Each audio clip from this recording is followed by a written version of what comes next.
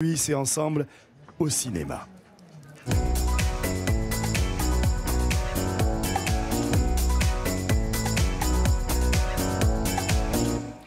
Le cinéma, notre région, vous le savez, entretient des liens uniques et privilégiés avec le monde du cinéma.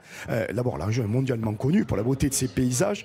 La région accueille 5000 jours de tournage, région Provence-Alpes-Côte d'Azur, 5000 jours de tournage par an. C'est la deuxième en France pour l'accueil des tournages. Et nous accueillons Olivier Marchetti. Bonjour, vous êtes le directeur et le fondateur de Provence Studio, situé à Martigues.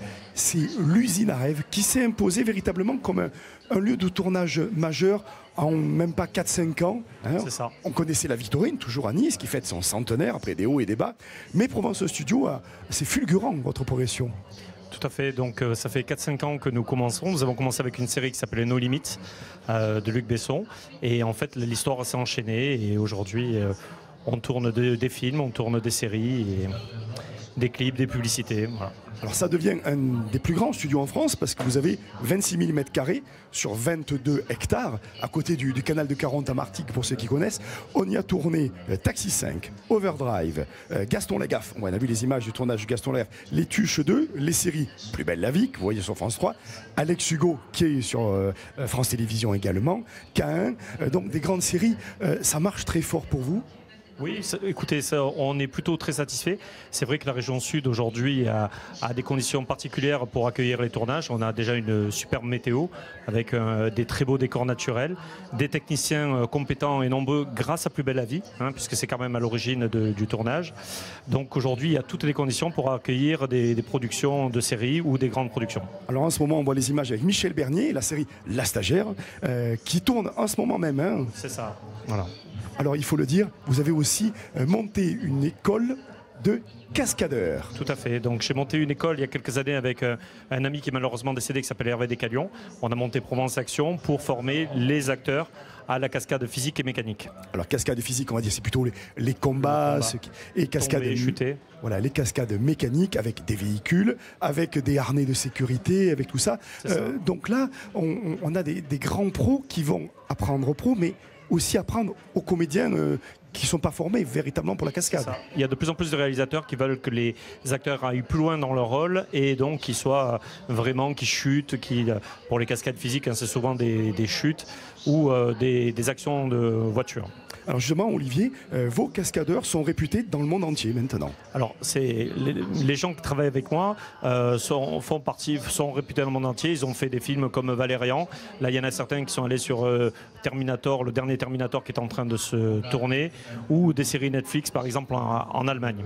Alors là, on voit en ce moment la comédienne qui a doublé dans Lucy, Scarlett Johansson, c'est ça? Exactement. Elle double souvent Scarlett Johansson dans tous ses films. Et là, on a refait les cascades de Lucy.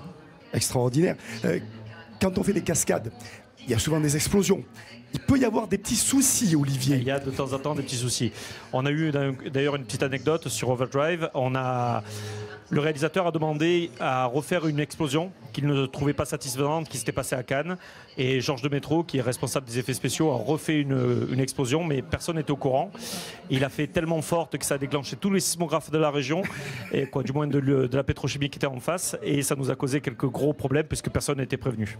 Voilà, alors, parce que vous n'êtes pas très loin de grands sites industriels, hein, aussi, ce qui vous a permis de récupérer ces hangars, d'ailleurs. Hein. Exactement. Alors, vous avez tout un réseau de comédiens, de techniciens, et peut-être être en lien avec l'école d'acteurs aussi, ça pourrait être intéressant. Bien sûr, on a besoin d'acteurs sur le...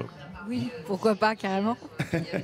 Ce dimanche ont eu lieu les journées du patrimoine, et pour la première fois, vous avez ouvert vos studios. Grand succès. Exactement, le ministère de la Culture et la ville de Martigues nous ont demandé d'ouvrir les studios, chose qui n'est pas normalement possible. Hein. Et on a fait plusieurs... Et on a eu un grand succès.